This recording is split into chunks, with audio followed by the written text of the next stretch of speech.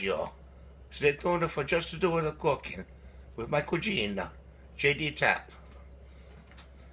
Oh JD, what are you? JD Cap 26 here, just doing tips and fare and cooking. Yeah, we're doing a cooking video. And I'm going to show you how to make banana bread. I'm going to go through each step on the sheet. And I'm not going to show you the machine or anything like that. But you'll get the drift. So stay tuned. So when you make banana bread, okay, it's a 2-pound loaf, which you're going to set the machine to 2 pounds and medium crust. And on my machine, which is a Hamilton Beach Artisan, you set it to 9, which is sweetbreads.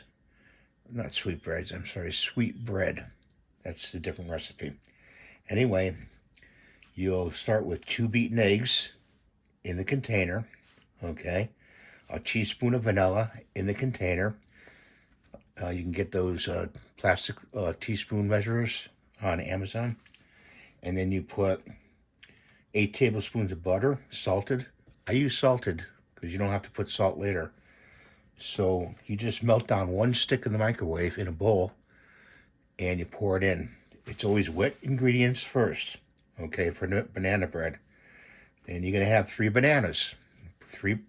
Break up 3 bananas in a bowl, take a fork and crunch them down. You don't have to go crazy on them, just crunch them once or twice.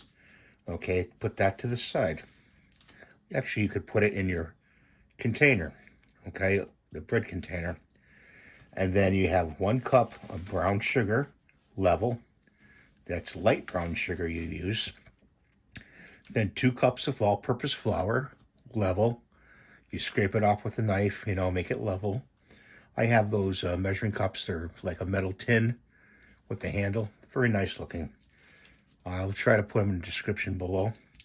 Then you put a 1/2 teaspoon of salt. You're not going to put the salt. Just skip the salt, okay? Because you got it in the butter. 1 teaspoon of baking powder. You put it in the container, the bread container. And then 1 teaspoon of baking soda. And you put that in the baking potato. Now, optionally, you can put nuts. Some people can't have nuts. So you're not going to put nuts. But if you do, put a handful of either pecans or walnuts in the container. So you have everything. You have wet on the bottom, dry on the top. Always remember that. All the wet ingredients on the top and on the bottom, and all the dry ingredients on top.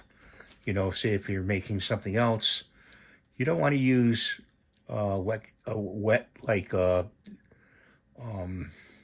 blueberries on the bottom. You want to actually put those blueberries on the top, even though they're wet. You can put them on the bottom. Anyway, that's the recipe for banana bread. And I'll try to have this written out in the comments below or the description. And thank you for watching.